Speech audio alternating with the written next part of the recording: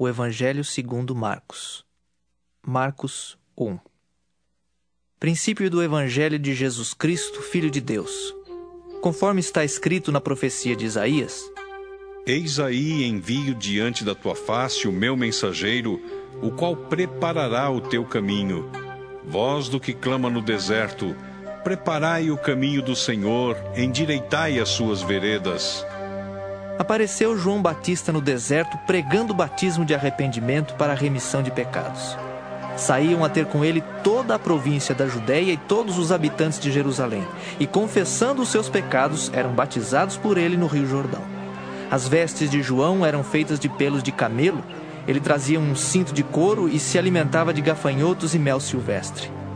E pregava, dizendo: Após mim, vem aquele que é mais poderoso do que eu, do qual não sou digno de, curvando-me, desatar-lhe as correias das sandálias.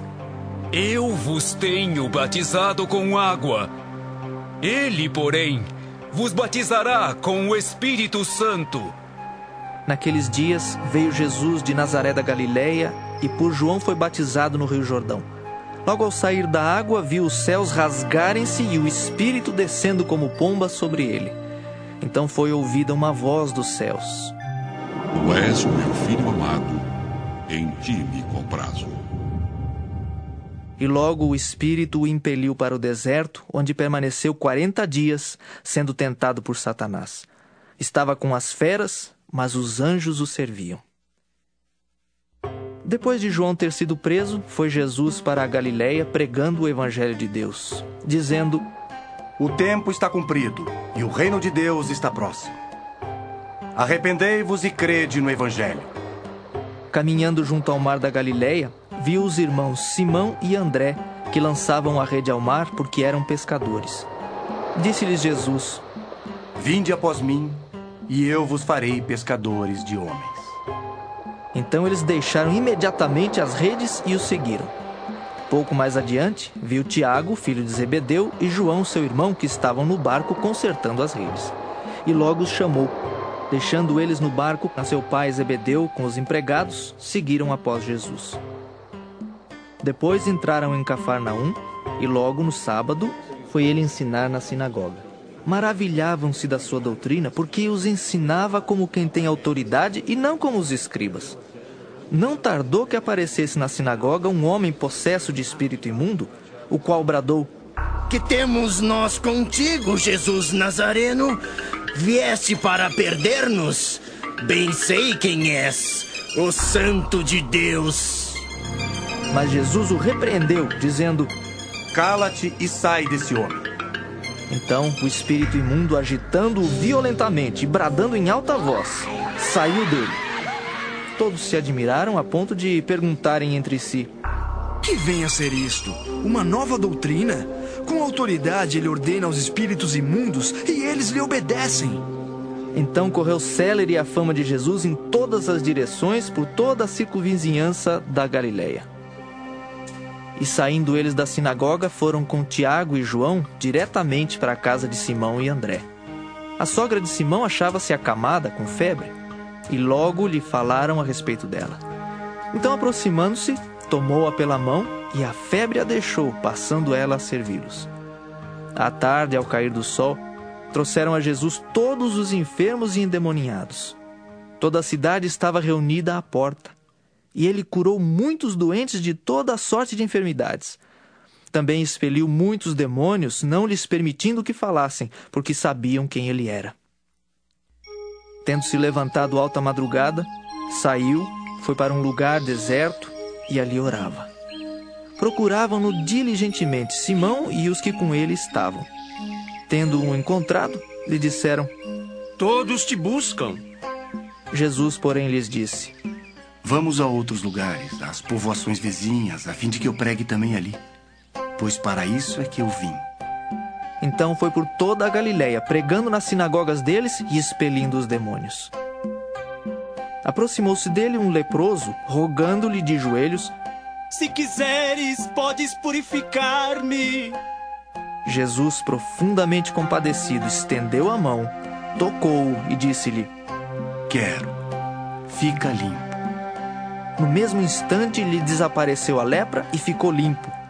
Fazendo-lhe então veemente advertência, logo o despediu e lhe disse: Olha, não digas nada a ninguém, mas vai, mostra-te ao sacerdote e oferece pela tua purificação o que Moisés determinou, para servir de testemunho ao povo. Mas tendo ele saído, entrou a propalar muitas coisas e a divulgar a notícia, a ponto de não mais poder Jesus entrar publicamente em qualquer cidade, mas permanecia fora em lugares ermos, e de toda a parte vinham ter com ele. Queridos espectadores, vamos agora fazer um estudo a respeito do que nós ouvimos em Marcos capítulo 1.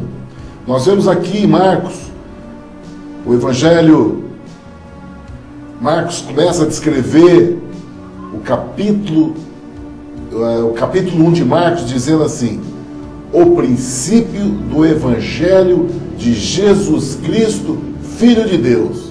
Marcos já dá uma identidade para aquilo que ele vai descrever. Ele descreve o objetivo de Marcos, ele já coloca no princípio de todo livro de Marcos, ele já diz qual é o princípio da boa nova que Jesus Cristo, o Filho de Deus, trouxe para o homem. A conotação de Marcos diz respeito ao ensino. A vida do Senhor Jesus tem uma conotação importante para nossas vidas, queridos. É na questão do ensino. O que tem que ser valorizado é isso que Marcos chama a atenção. Ele dá o primeiro versículo do capítulo 1, ele já dá a conotação, o princípio do Evangelho, quer dizer, da boa nova, da notícia nova, da nova aliança, do Novo Testamento, de Jesus Cristo, Filho de Deus. Aí ele começa a escrever, contar o relato. Então ele começa a falar a respeito de João Batista. Por quê, queridos? O início de toda a vida do Senhor Jesus começa com João Batista. O ministério do Senhor Jesus só começa quando João Batista é preso. Quando o ministério dele finda, aí que inicia o ministério do Senhor Jesus. Na palavra de Deus, querido, aqui no ensino da palavra de Deus, há tempo. O tempo de Deus, ele é determinado pelos planos dele. Não há confusão, não há um atrapalhando o ministério do outro. Há uma conjunção, há uma unidade. O princípio da ação de Deus é na unidade. O Espírito de Deus não é espírito de confusão, mas é espírito de ensino, de sabedoria, de entendimento. É o que tem. E o que nós temos que nos ater a esse ensino. Quando há confusão, pode ter certeza que o Espírito de Deus não está ali. Porque o Espírito de Deus é espírito de esclarecimento, de entendimento, de sabedoria, de inteligência, de paz, de conhecimento.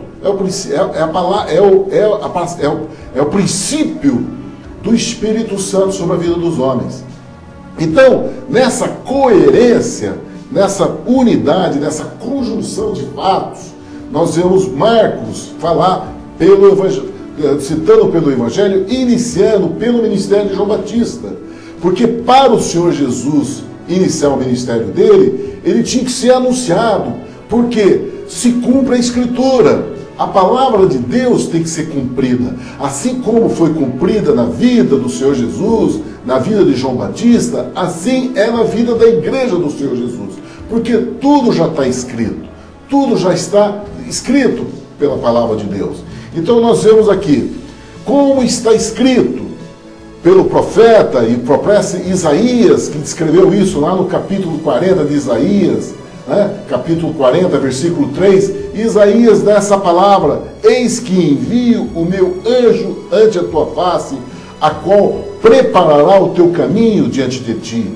A voz do que clama no deserto: preparai o caminho do Senhor, endireitai as suas veredas. Esse era um anúncio de uma palavra profética de Isaías, na qual João Batista, sendo aquele chamado de Deus, aquele que tinha a chamada de Deus para exercer esse ministério, ele estava anunciando isso com intrepidez na geração dele, na geração da vinda do Messias, da vinda do Senhor Jesus.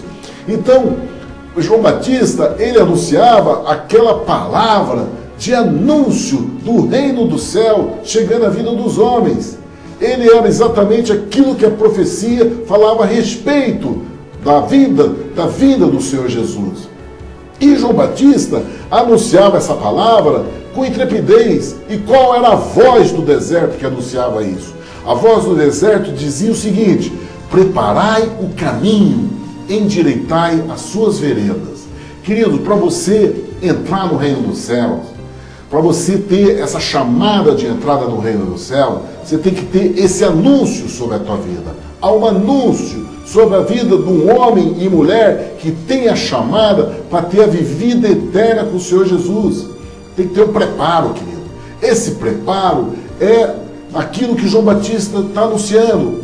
Preparai o caminho do Senhor e endireitai as suas veredas. Ele anunciava isso. E quando ele anunciava isso, a ação que ele tomava, quando ele anunciava isso, ele batizava ele pregava o batismo de arrependimento para a remissão de pecados, porque esse preparo do caminho do Senhor e ter endireitar as suas veredas, isso diz respeito à mudança de vida.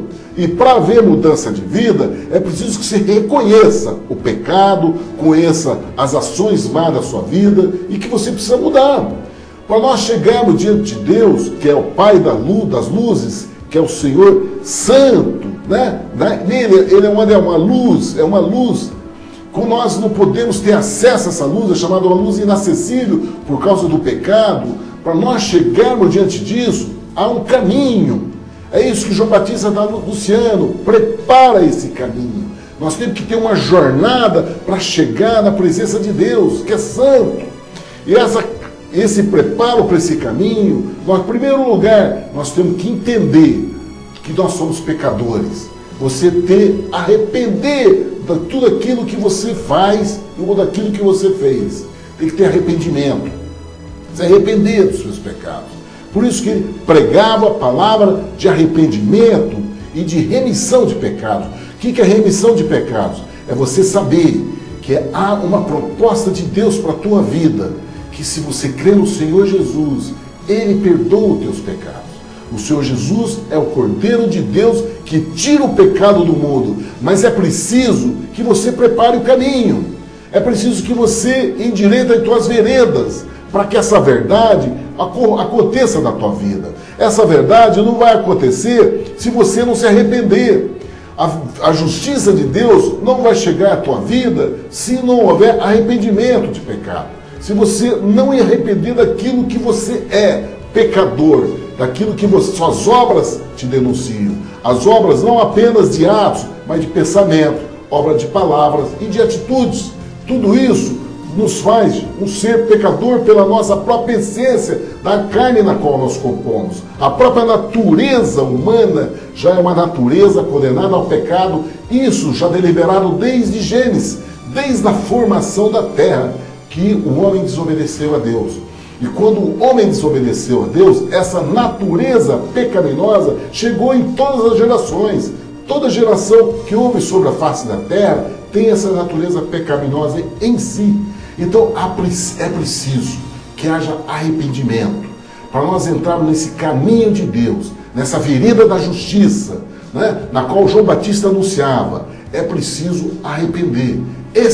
Aquilo que o João Batista anunciava, ele dava essa palavra de arrependimento e de uma remissão de pecado. E qual é a atitude que ele fazia isso? Ele, quando fazia isso, ele anunciava dentro de uma postura de um homem que não era vestido de homens como aqueles que frequentam o palácio. Assim o Senhor Jesus definiu a respeito de João Batista. Como era João Batista? João Batista ele não era um homem usando terno e gravata.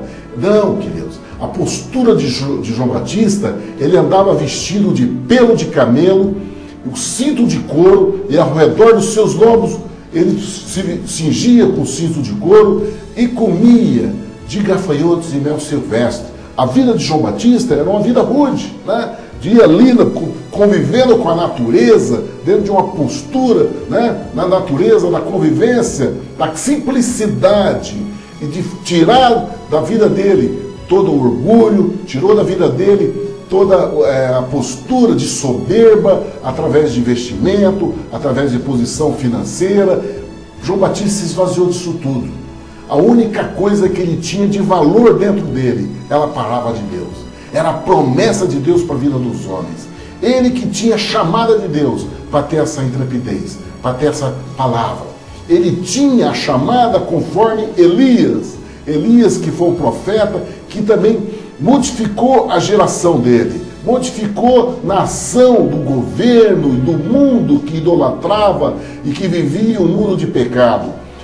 Elias se posicionou numa posição de João Batista, de anunciar a verdade de Deus, confrontando todo o império das trevas, confrontando toda a ação do inferno que agia sobre a igreja do Senhor Jesus, que agia sobre a igreja da qual Deus estabeleceu sobre a face da terra. Essa igreja foi contaminada pela idolatria. E Elias, na geração dele, pela intrepidez, por essa postura na qual João Batista se mostrou na geração de João Batista, Elias também fez notório a palavra de Deus e transformou o mundo na época deles. Assim, João Batista tem essa unção, tem esse chamado. E ele se cumpre esse chamado nesse anúncio e nessa posição da qual ele se vestia. E quando João Batista pregava, quando ele dizia, né, que vem após a mim aquele que é mais forte do que eu, aquele da qual eu não sou digno de, abaixando-me, desatar a correia das suas alpargatas. Eu, em verdade, tenho-vos batizado com a água. Ele, porém, vos batizará com o Espírito Santo. Queridos, essa palavra é tremenda para nós, e significância, na significância do reino do céu. Qual o significado disso? Nós que vivemos o mundo, que vivemos a condição daquilo que nós aprendemos nas escolas, nas universidades, aquilo que nós aprendemos no trabalho, toda atividade em relação ao mundo. Nós que vivemos e relacionamos conforme os nossos órgãos do sentido, aquilo que o olho vê, aquilo que o ouvido ouve e daquilo que a boca fala. Nós vivemos conforme os órgãos dos sentidos nos dá a determinação da vida em relação. E quando nós estabelecemos nisso, nós estabelecemos no relacionamento com o mundo, com as pessoas, com a sociedade e com o mundo, né? Com os animais, com a natureza, com aquilo que nos cerca. Só que agora, queridos, há uma chamada para nossas vidas. Essa chamada não está a nível desse plano natural. É um plano superior, é um plano espiritual, é um plano que está acima desse plano. Então é preciso que nós tenhamos o entendimento de nós sairmos dessa natureza, né? Dessa natureza carnal, dessa natureza que nos estabelece na relação com o mundo através dos órgãos do sentido. João Batista vem anunciar agora um novo plano de vida. Ele vem trazer para nós a palavra de arrependimento e de remissão de pecado, para nós entrarmos num outro patamar, nós entrarmos num outro plano de vida em relação a nós, que é o plano de Deus. Deus é espírito, e o mundo de relação dele é espiritual. Há anjos ao nosso redor que são seres espirituais. A natureza que nós vivemos, a condição que nós vivemos, não diz respeito apenas ao mundo da matéria. Há um plano espiritual ao nosso derredor. Há um plano espiritual na qual nós convivemos. Só que os nossos olhos da carne não têm capacidade de ver, nem os ouvidos. Dá para ouvirmos o mundo espiritual. Então, João Batista traz para nós agora, nessa pregação, dizendo que há uma chamada para nós entrarmos agora num outro plano, numa vereda, num outro caminho. Por isso que ele anuncia, ele diz, preparai o caminho do Senhor. Quem é o Senhor? É Deus.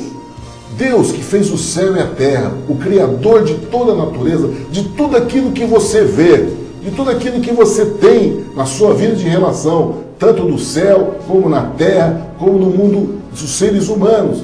Deus criou tudo, todos os animais, o mar, as montanhas, tudo isso são criaturas, são criação de Deus, assim como as criaturas, como as aves, como os vegetais e como o homem, como os animais, todos hoje são criaturas de Deus. Então, assim no plano espiritual, também há criaturas feitas por Deus e criação de Deus, como estrelas, órgãos, né? São planetas criados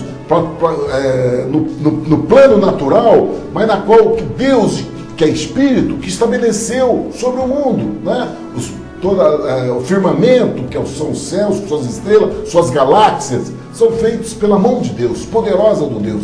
Esse Deus Criador, ele olha para o homem e tem uma proposta de você ser chamado filho de Deus. Ele tem uma proposta para você chegar, viver com ele esse reino na qual ele estabeleceu no universo.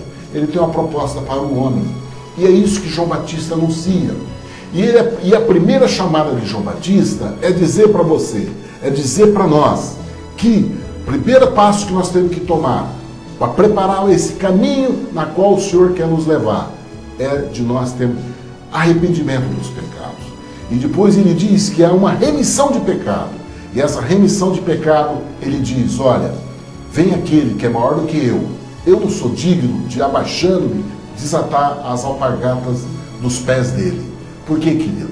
Ele conhecia aquele que viria do céu, que é o Senhor Jesus. Ele então ali já anuncia a vinda do Senhor Jesus, que é aquele que traz a remissão de pecado para nós. É aquele que nos dá a condição de nós entrarmos no caminho da justiça e podemos chegar na presença de Deus. Então ele diz que ele batiza nas águas. O batismo das águas, querido, é o chamado batismo de arrependimento. É quando você se arrepende do teu pecado e você entende que você quer entrar nesse plano que Deus tem para a vida do homem. E aí você então sepulta o velho homem. E quando você aflora nas águas, você nasce um ser espiritual.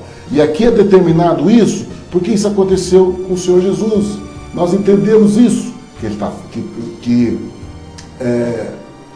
que João Batista anuncia. Ele diz que naqueles dias, Jesus, tendo ido a Nazaré, lá da Galileia, foi batizado por João no Jordão.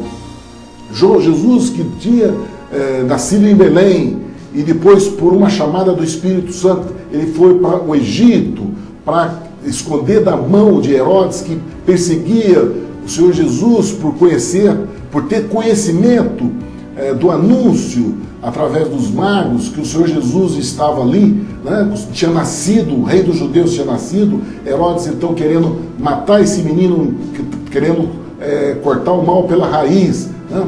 No conceito de Herodes, que era rei do mundo, era rei daquela jurisprudência na qual Jerusalém estabelecia através da Judéia, e o Império Romano comandava o mundo naquela época. Então, Herodes, perseguindo o Senhor Jesus, como menino ainda, o pai dele, José, levou para o Egito. E ele, quando Herodes morreu, o tetrarca Herodes morreu, quando José então voltou, então do Egito e foi habitar em Nazaré, onde Jesus foi criado. Jesus recebeu toda a educação ali em Nazaré. E em Nazaré, quando ele teve a chamada para o ministério dele, ele saiu de Nazaré. O Senhor Jesus ficou em Nazaré, no convívio da família dele. Aqui no relato das Escrituras, Marcos não descreve a respeito disso. Mas lá no livro de Lucas nós vamos conhecer um pouco mais a respeito disso.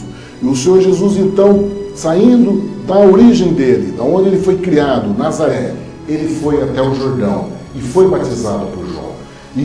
E a palavra diz que quando o Senhor Jesus, saindo das águas, ouviu do céu uma voz que vinha através de um pombo, né? Um espírito que como pomba descia sobre o Senhor Jesus. E ouviu-se uma voz do céu que dizia: Tu és o meu filho amado, em quem me comprazo. Querido, isso tem um significado para nossas vidas. A voz que saiu do céu é a voz do Criador, do nosso Pai, Deus Criador, que criou todas as coisas. E há um caminho para isso. O João Batista anunciava esse caminho. E o Senhor Jesus, que não tinha necessidade de passar pelo batismo, porque ele veio do céu, ele era santo. Mas para se cumprir as Escrituras, como ele anunciou no Evangelho de Mateus, porque João Batista não sentiu digno de batizar o Senhor Jesus. Mas em função do cumprimento das Escrituras, o Senhor Jesus submeteu ao batismo. E na hora que ele sai das águas, a voz de Deus se faz sobre o ouvido dos homens. E se ouviu a voz daquele que fez o céu e a terra, a voz que saía das nuvens, e a palavra dizia: Tu és meu filho amado, em quem me comprazo. Querido, essa palavra diz respeito a nossas vidas também, diz respeito a cada um de nós, que temos essa chamada de aceitarmos esse convite de João Batista, de aceitarmos o convite de nós entrarmos, sairmos dessa natureza pecadora nós, né? De sairmos dessa condição, dessa natureza pecadora e caminhar nesse caminho, nessa nova vereda que João Batista está anunciando, né? Nesse caminho de justiça que João Batista está anunciando, e indo para o batismo das águas, batismo de arrependimento, de nós confessarmos os nossos pecados, arrependermos do nosso pecado e submetermos ao batismo das águas. E assim como o Senhor Jesus recebeu essa palavra, saindo ele das águas, recebe uma voz do céu que diz: Tu és o meu filho amado, em quem me comprazo. Querido, o Senhor Deus falou a respeito do Senhor Jesus e fala a respeito de nossas vidas, seja você quem for, não importa o teu passado, não importa as condições de erro, de pecado que você viveu. Quando você aceita esse convite, querido, que você afora na água, você é recebido pela voz de Deus que diz que tu és meu filho amado. Não importa o que foi o teu passado e nem o que você vai fazer para ele. Ele não coloca condição nisso. Ele não diz qual é a condição que você tem que fazer para ele, para você receber essa palavra. Essa condição de você receber essa palavra, querido, é você receber o convite. Basta você aceitar esse convite. Deus anunciando isso ao mundo, fazendo um convite simples, singelo. Ele não pede sacrifício para você. Ele não pede sacrifício nenhum para nossas vidas. Simplesmente a aceitação do convite é uma coisa poderosa, querido. Nós homens somos tão pequenos para entender isso. Quando Isaías fala a respeito desse lugar de João Batista, lá em Isaías 40, o Senhor Deus fala a respeito da voz do Espírito Santo através da boca do profeta. Ele dá um anúncio que nossa vida, querida, é como erva. Nossa vida é como erva. Nós nascemos, né? Há um período que há flores, que damos flores, que é a juventude, onde tudo é belo. Mas essa erva vai murchar e vai secar. É a velhice. Por isso que o Senhor Deus nos chama como erva. Há um convite para que nós sejamos filhos de Deus. Saímos dessa condição miserável do homem condenado à morte, a murchar e secar. Deus tem um convite para nós sairmos dessa condição e sermos chamados filhos de Deus. E vivemos com Ele a bênção de governarmos o universo junto com Deus que criou o céu e a terra. Há um convite para nossas vidas. E é isso que Ele faz. É isso que Ele demonstra nessa palavra. E Ele diz que nesse convite, Ele não está pedindo para você fazer nada. É simplesmente você crer e obedecer a esse chamado. Só isso. Porque o resto, Ele vai fazer por você pela presença do Espírito de Deus na tua vida. É uma chamada, por isso que João Batista diz: olha, eu vos batizo com água, né? Que é essa chamada de sair das águas. Mas vem aquele que é maior que eu, que é mais forte do que eu, que vos batizará no Espírito Santo. Essa é a chamada, querido. Que o Senhor Jesus te chama de filho quando você sai das águas, porque aí então há um batismo do Espírito Santo sobre a tua vida. É a presença de Deus no teu coração, porque você vai gerar em você uma sede dessa palavra, de você querer conhecer a Deus. Deus é a palavra escrita, querido. O Senhor Jesus diz: o verbo se fez carne e habitou entre nós. Essa é a palavra que diz respeito às Escrituras dentro do nosso coração. É a presença do Espírito Santo em nós. Esse é o batismo do Espírito Santo. Quando essa palavra escrita no nosso coração, gerada pela fé dentro de nós, faz com que a ação do Espírito Santo faça mudança em nossas vidas, nos transforme, faça homens e mulheres espirituais. Que nós cresçamos não mais segundo aquilo que nós nos estabelecemos, conforme os órgãos do sentido. Nos nossos órgãos do sentido que davam nos nossos estabelecimentos, através dos 5 órgãos do sentido que nós vivemos: visão, audição, tato. E não é mais isso, querido. Nós vamos ter um outro órgão do sentido que é no plano espiritual sobre nós, que vai sobrepor os 5 órgãos do sentido. Nós vamos então viver uma outra condição, não mais baseado naquilo que nossos ouvidos ouvem, naquilo que nós cheiramos, naquilo que nós vemos, naquilo que nós falamos. Não, querido. Nós vamos agora aquilo que nós podemos sentir pelo tato. Não, a nossa dimensão de vida agora vai ser baseada naquilo que a palavra de Deus diz, porque ela é a verdade. É a verdade que é eterna. Assim como diz, quando fala sobre a erva, lá em Isaías 40, fala que essa palavra, ela é eterna. E ela nos faz eterno quando o Espírito Santo habita em nós e nós entramos nesse plano espiritual e nós entramos conforme está escrito. E quando você entra, querido, nesse conforme está escrito, você está sendo batizado pelo Espírito Santo. Você cumprindo o que a Escritura diz a teu respeito, você está entrando no plano da vida do Espírito Santo. Você está entrando no plano das Escrituras e sua vida é eterna.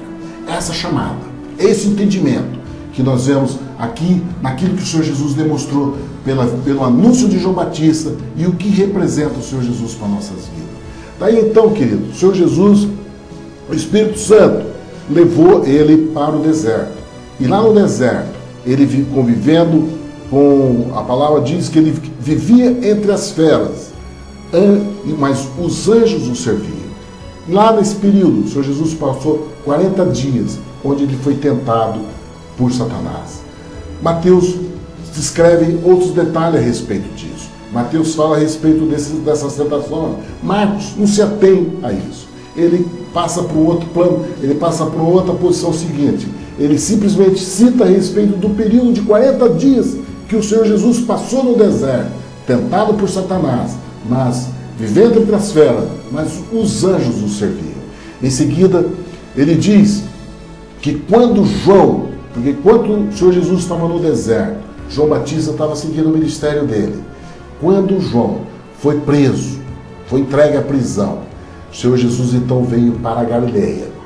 Ele voltou para a Galileia e começou a pregar o evangelho do reino de Deus. Você vê como as coisas são concordantes, querido. Como há uma unidade, há um plano de Deus. Quando o ministério de João Batista acabou pela prisão dele, o Senhor Jesus entra em ação. O Senhor Jesus então começa o ministério dele, pregando a palavra do reino, lá na Galileia, e dizendo o anúncio dele, a palavra que o Senhor Jesus dizia: o tempo está cumprido e o reino de Deus está próximo. Arrependei-vos e crede no evangelho. É essa a chamada do Senhor Jesus para nossas vidas. Arrepende do teu pecado. Para você entrar nesse mundo espiritual que o Senhor Jesus está te chamando. Para você entrar no batismo das águas, no batismo do Espírito Santo, querido.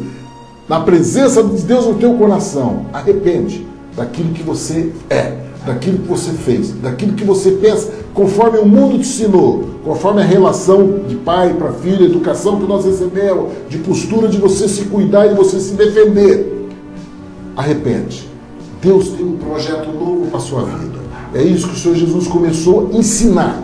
Então ele começou a andar por toda a mar da Galileia.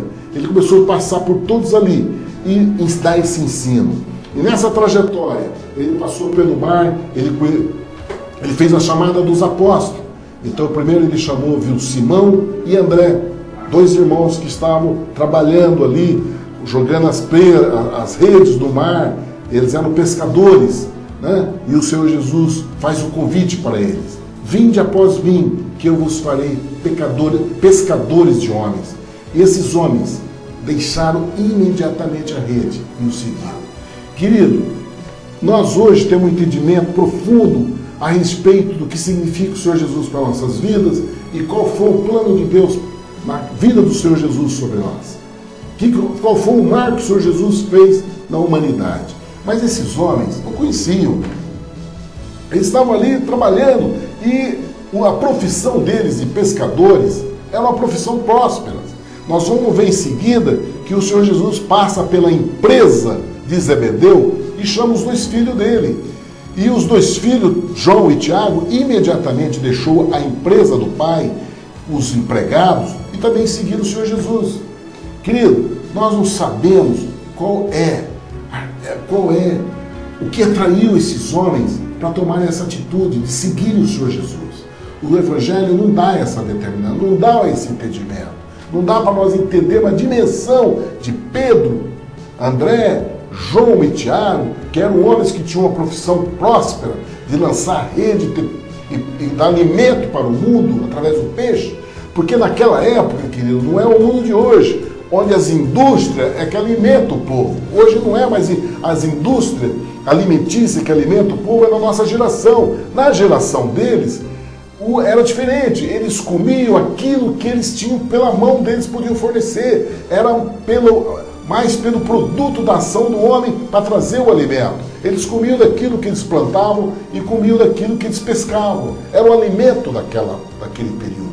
Nós vamos ver as multiplicações dos pães e dos peixes, nós vamos saber qual é o alimento que o povo tinha, qual era o sustento que dava, o alimento que alimentava a condição carnal desses homens, quando o Senhor Jesus multiplicou pães e peixe. Então, peixe era a base da subsistência deles, da alimentação, da sobrevivência alimentar deles. Então, queridos, Pedro tinha uma prosperidade. Era uma profissão próspera, ele tinha um barco, tinha rede, e ele com o irmão, a empresa familiar que tanto ele tinha, como Tiago e João, com o pai dele, Zebedeu, tinha. E essa chamada, querido, qual foi o significado do entendimento desses homens? De abandonar tudo, abandonaram tudo, rede, barco, todo o negócio deles, toda a prosperidade que eles podiam ter através do trabalho deles, eles deixaram de lado. E seguindo o Senhor Jesus por um simples convite. Venham, porque agora eu vou fazer vocês pescadores de homem. É uma palavra significativa para nós, querido. Porque nós vamos entrar numa dimensão da qual muitas vezes a gente não tem um entendimento pleno daquilo que nós vamos. Assim como Pedro e João aceitaram esse convite, sem entender o que seria da vida deles. Qual o plano eterno que Deus tinha para eles. O que ia acontecer, como nós hoje não sabemos. Qual é o plano eterno que Deus tem para nós? Nós simplesmente cremos nesse convite. Não sei o que Deus tem para nós, né, nos céus. Essa vida que Ele diz que é de eternidade junto com Ele. Nós não temos conhecimento disso, não importa. A aceitação do convite é saber que Ele tem o melhor para nós. Assim como Ele deu o dom de vida que nós temos hoje, nós sabemos que aquela vida vai ser melhor. Esse é o convite, querido. Não importa o que tem para você para frente. Confia, espera que Ele tem o melhor. O galardão dele, o salário que Ele vai dar para você, ouro nenhum dessa terra possa dar o melhor. E nem dinheiro nenhum nesse mundo possa oferecer. O que nós podemos pagar pela salvação, pela eternidade? Não existe preço. Essa condição que João, Tiago, Simão e André seguiram o Senhor Jesus. Eles não sabiam, mas eles seguiram. Eles sabiam que o Senhor Jesus tinha o melhor. E eles foram. E aí então o Senhor Jesus foi para um sábado, ele foi numa sinagoga, lá na igreja naquela época. E lá o Senhor Jesus ensinava, ele dava um ensino, dando a doutrina dessas palavras que nós estamos aprendendo. Todas essas palavras que o Senhor Jesus ensinava lá na sinagoga, queridos, está escrito nos evangelhos. Né? Nós vimos quando ele vai falar, nós vimos no relato de Mateus 5, 6 e 7, que ele dava um ensino de ordem espiritual para nossas vidas. Depois nós vamos ver através das epístolas dos apóstolos, nós vamos ver todo esse ensino. Por isso que nós temos que nos estar atento a esse ensino, estavam aprendendo aquilo que o Senhor Jesus estabeleceu como evangelho, como a boa nova. Essa é a boa nova que o Senhor Jesus trouxe do céu, o pão que desceu do céu para nossas vidas, o alimento espiritual para nos fazer homens e mulheres, filhos de Deus, homens e mulheres, seres espirituais que caminham no caminho da justiça, na vereda do justo, assim como João Batista anunciava do caminho do Senhor. Preparai o caminho do Senhor, endireitai as vossas veredas. É isso, é o cumprimento dessas palavras que nós vamos seguir o ensino do Senhor Jesus. E aí então, quando o Senhor Jesus ensinava, os homens ficavam maravilhados, né? Aquele homem que veio ali de Nazaré, um homem simples, e anunciava um ensino de uma autoridade que os escribas e os fariseus, aqueles que traziam a doutrina da palavra de Deus na época deles, da religião, não tinham essa autoridade, não tinham esse ensino. Por quê, queridos?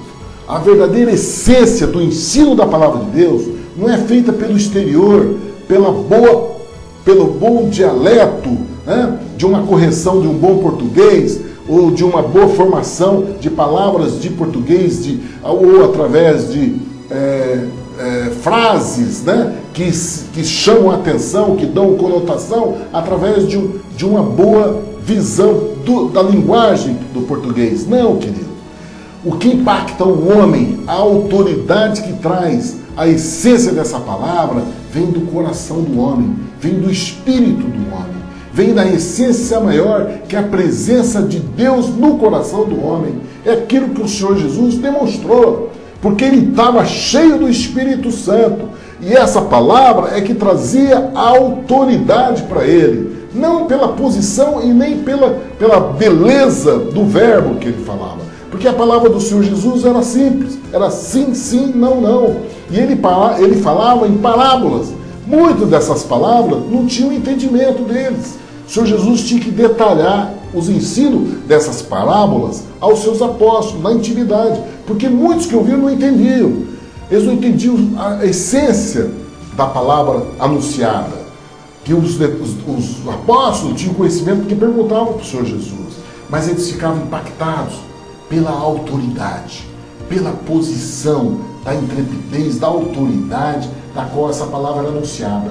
E aí é que isso que o mundo se maravilhou, porque era Deus falando aos homens pela boca de um homem, porque Deus se fez homens para anunciar essa palavra para nós. Ele então, na vida do Senhor Jesus, o próprio Espírito de Deus, anunciando aos homens as verdades de Deus para nossas vidas. E o mundo se maravilhou com isso. E aí, então, os demônios também frequentavam esses lugares. Os demônios estavam com os homens, né? E quando esses demônios, né, esses espíritos malignos, né, vendo na sinagoga o Senhor Jesus ensinando e dando essa palavra, o espírito do imundo se incomodava, né? Então ele se manifestava na vida dos homens, coisa que os homens ainda não tinham visto, queridos. Ali, como nós vamos ver depois no relato do Evangelho, de toda a pregação, nós vamos ver o Senhor Jesus expulsando o demônio da vida dos homens. E esses demônios traziam sobre a vida daqueles homens um estado de escravatura, num estado de doença, que deixava aquelas pessoas cativas, oprimidas, doentes. E o mundo achava aquilo natural, né? O fulano de tal é um mudinho, coitado, aquele ali é um revoltado, ou ciclano é um coitado, entendeu? Porque está num estado de um espírito de mundo sobre a vida deles, e o mundo entendendo como aquilo normal, como se ele fosse o problema. Compreende? Quando o Senhor Jesus começou a anunciar isso, esses demônios começaram a se manifestar. E aí se levantaram. Ah, que temos nós contigo, Jesus de Nazaré? Viesse destruir-nos? Bem sei que é o Santo de Deus. E já se manifestaram. O Senhor Jesus repreendeu, dizendo: cala-te e sai dele. Sem fazer escândalo, sem fazer barulho, simplesmente na autoridade. Cala-te e sai dele. Então os espíritos imundos, convulsionando, fazendo barulho, porque essa é a ação do inferno, queridos. A ação do inferno é fazer barulho, é querer fazer exaltação diante dos homens, para chamar a atenção dos homens. É isso que o demônio tenta fazer. E o Senhor Jesus, então, você vê que quando o relato diz que quando esse espírito imundo ia sair daquele homem, ele fez com que o homem convulsionasse e em grande voz, gritasse em grande voz, mas saiu dele.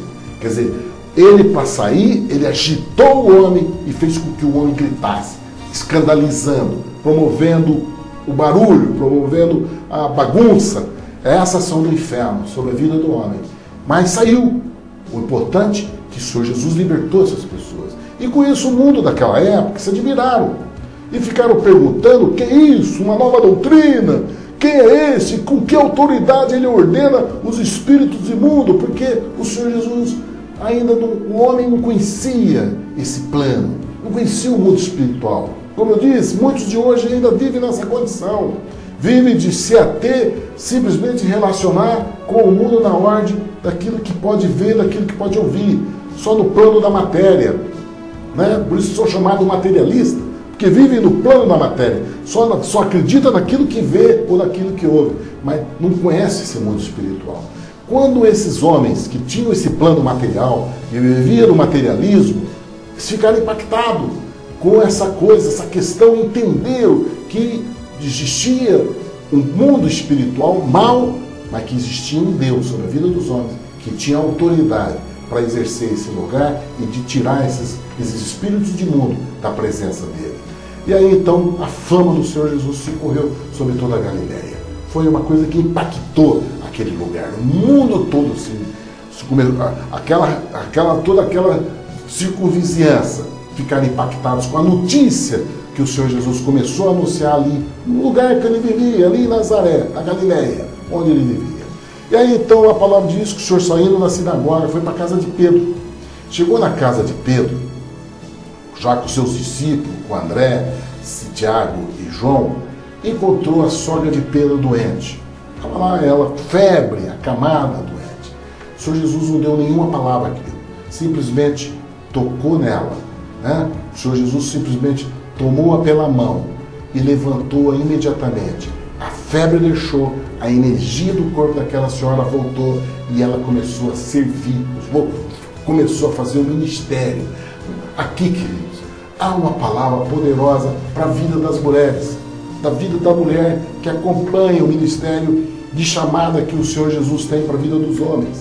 Aqui tem uma visão poderosa para a igreja do Senhor Jesus. Primeiro, nós detectamos, por esse ensino do versículo, que o Senhor, ali de 1 Mateus, capítulo 1, versículo 29, o Senhor Jesus entrando na casa de Pedro, 29, 30 e 31, aqui dá um ensino tremendo para nossas vidas, querido. Mostra o amor que o Senhor Jesus tem por aqueles que têm a chamada, aqueles que ele faz o convite. E quando ele tem essa chamada, quando ele faz o convite, basta a presença dele para mudar toda a circunstância da tua vida, querido. Você que tem a chamada de discípulo, de servir a ele, de seguir após a ele, basta a presença dele no teu coração. Muda toda a circunstância da tua vida, muda tudo. Bastou a presença do Senhor Jesus na casa de Pedro. E isso se faz, querido, no nosso coração. A presença do Senhor Jesus no teu coração. Essa palavra escrita no teu coração. Basta essa presença. Na tua casa, a vida do Senhor Jesus já se faz presente. Você não precisa da palavra. Só a tua presença já traz a mudança, já traz a transformação. Só a presença dessa luz que é o Senhor Jesus. Ele é a luz que veio, ele é a luz que veio ao mundo. O mundo estava em trevas. Ele vem trazer essa luz do nosso Deus, que é luz inacessível. Veio trazer sobre a vida do homem. E quando ele habita no teu coração, já há uma transformação sobre tudo aquilo que te circunda. E o Senhor Jesus, então, e colocou ela no lugar dela. É isso que nós temos que entender do trabalho da mulher, né, que faz parte do ministério, da vida dos homens, na relação com os homens, e está servindo. Assim como nossa chamada é de servir. Assim como a nossa amada é de servir, a das mulheres também é de serviço. E elas então já foi ao serviço, imediatamente na cura, ela foi ao serviço.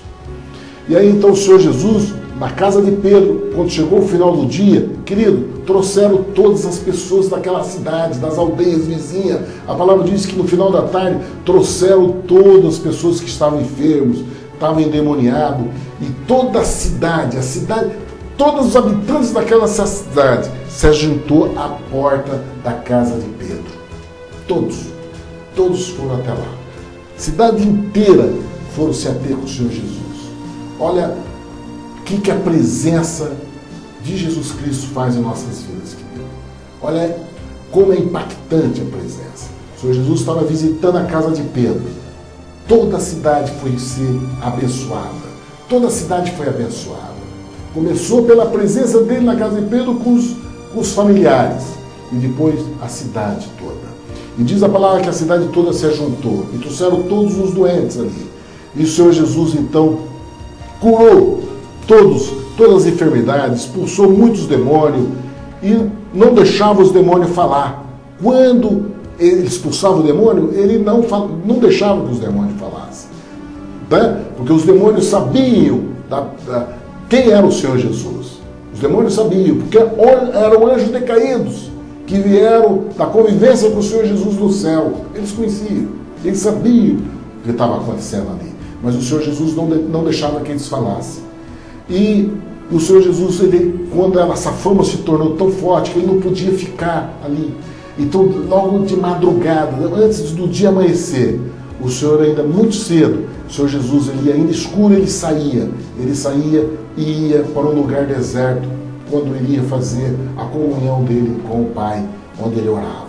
Ele tinha que sair escuro ainda, de madrugada, para ir até junto ao Pai, para poder orar. Na hora que o mundo estava dormindo ainda, naquele sono mais pesado que é o da madrugada, o Senhor Jesus ia ter com o Pai, onde orava. E aí então, depois que amanhecia o dia, os discípulos foram até ele buscar ele. Senhor, todos estão te buscando. E Jesus falou, olha, vão para as aldeias vizinhas, para que ali também eu pregue, porque para isso eu vim. O Senhor Jesus não queria ser notoriedade na vida de um grupo seleto de pessoas. Não é aquele grupinho ali que vai ter aquela palavra de orgulho, de soberba, porque essa aqui é a igreja de Deus. Não, querido. Por isso que o Senhor Jesus diz, ó, eu vou para outras vizinhanças, para as outras aldeias vizinhas, para que todos recebam essa palavra. Na realidade, a glória de Deus está sobre toda a terra. Não existe um grupo seleto para se intitular Igreja de Deus. Nada disso, querido. Por isso que o Senhor Jesus diz, olha, para isso é que eu vim, para que todos recebam a palavra de pregação. Todos recebam.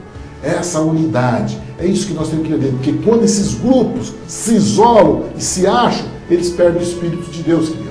Eles passam a anunciar por doutrina de homens, eles passam a seguir pensamentos de homens que dão ordem para eles seguir uma determinada conduta, uma conduta religiosa. Por isso que o Senhor Jesus dá esse ensino dele seguir a outros lugares para anunciar essa palavra. E aí então diz que nessa passagem que o Senhor Jesus indo para outro lugar, apareceu um leproso, rogando de joelho, se prostrou de joelho diante do Senhor Jesus, rogando. E a palavra do leproso era a seguinte: Senhor, se queres, bem podes limpar-me. Queridos, isso é uma palavra de ensino tremendo para nós. Tremendo. Porque essa postura desse homem leproso é uma postura de um homem quebrantado diante da dor, diante do sofrimento, diante da exclusão social pela doença, que a lepra atinge o maior órgão do corpo humano, que é a pele.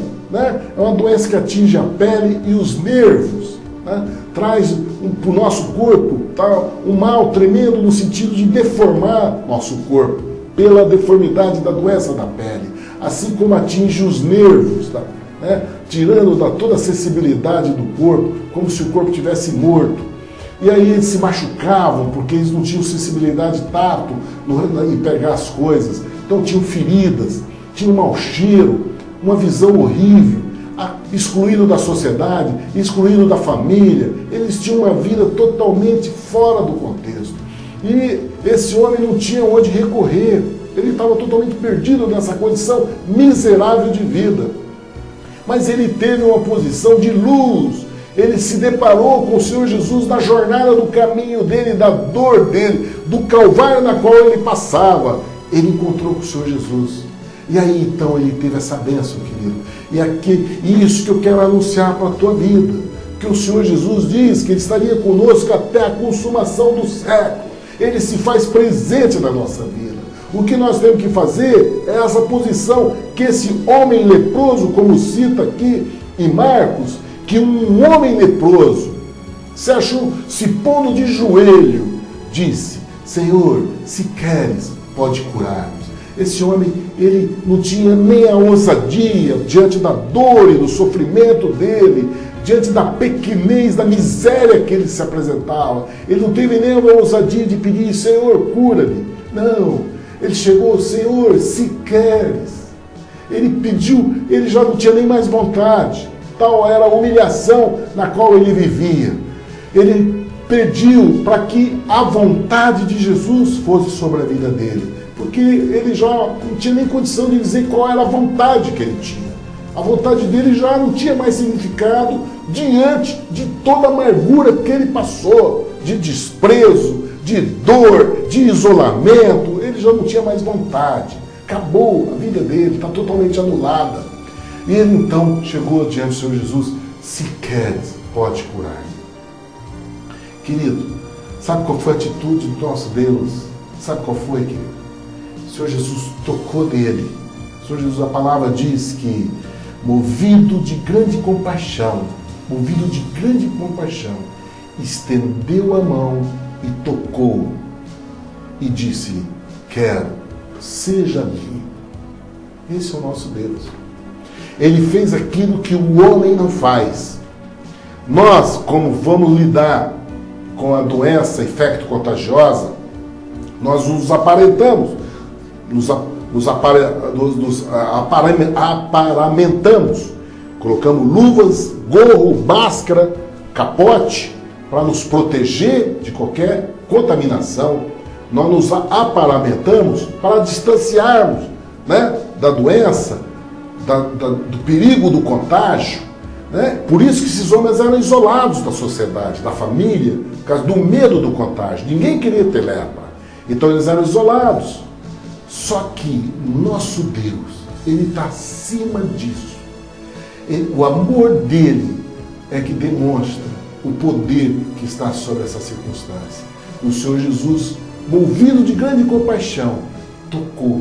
Não foi o leproso que tocou nele, porque o leproso já não tinha mais sentimento disso, ele já não tinha mais nem vontade. Ele não tinha mais vontade própria. Ele apelou pela vontade do Senhor Jesus sobre a vida dele. O que ele fez foi simplesmente se prostrar e falar: Senhor, se queres, pode curar. Cura. E o Senhor Jesus falou: eu quero. E tocou nele. Não só deliberou a palavra de ordem: eu quero, seja limpo, mas tocou.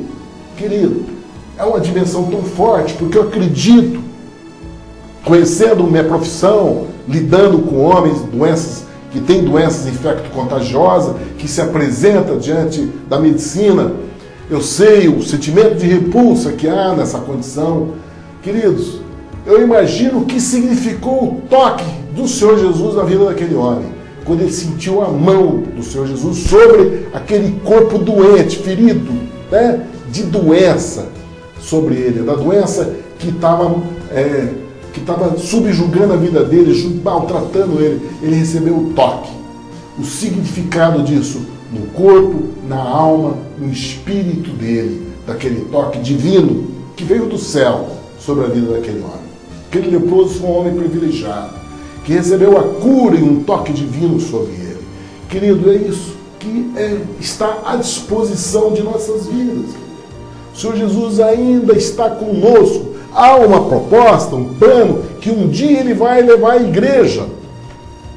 Vai haver um arrebatamento da igreja, ele vai levar essa igreja. Mas ainda não chegou ao momento disso, que os anjos vão tocar uma trombeta, assim como o relâmpago sai do ocidente e vai até o oriente. Vai ser um piscar de olho. Ainda não chegou esse momento, querido. Ainda há uma chamada para você de você poder ser curado, seja qual for o teu mal. Não sei qual mal que te aflige no teu corpo, na tua alma, no teu espírito, na tua mente, não sei. Mas saiba que o Senhor Jesus se faz na tua vida. Basta você fazer isso que esse homem fez. Se proste diante dele, se proste, coloca diante dele e fala com ele.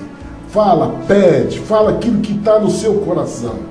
Uma coisa eu sei, porque assim como o Senhor Jesus demonstrou nesse relato e faz na nossa vida de hoje, a grande compaixão que Ele tem por nossas vidas, a grande compaixão, Ele vai tocar na tua vida, assim como Ele tocou nesse homem.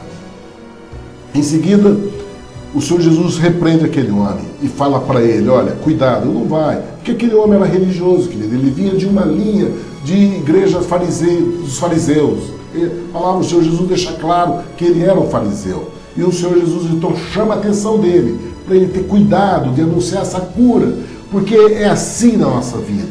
O mundo religioso vai contrapor a ação de Deus em nossas vidas. Quando Deus está nos libertando do pecado, libertando nós da garra do inferno, tirando nós das trevas, do mundo que nos traz o deleite, o prazer da carne, o mundo religioso vai contrapor essa ação de Deus sobre nossas vidas. Por isso que o Senhor Jesus advertiu ele severamente, para ele não anunciar isso. Mas não adiantou, aquele homem recebeu uma graça tão forte que o que ele fez foi anunciar tudo aquilo que ele tinha recebido. Queridos, essa é a palavra de Mateus capítulo 1, ou de Marcos capítulo 1. É uma palavra poderosa, querido. Nós temos muito que aprender com o Senhor Jesus. Há uma jornada para nós, há uma chamada de ensino para nós continuarmos nesse caminho. E eu quero fazer um convite a vocês. De amanhã nós vamos continuar nesse estudo maravilhoso de Marcos. E amanhã, se assim Deus nos permitir, vamos estar fazendo o estudo de Marcos capítulo 2.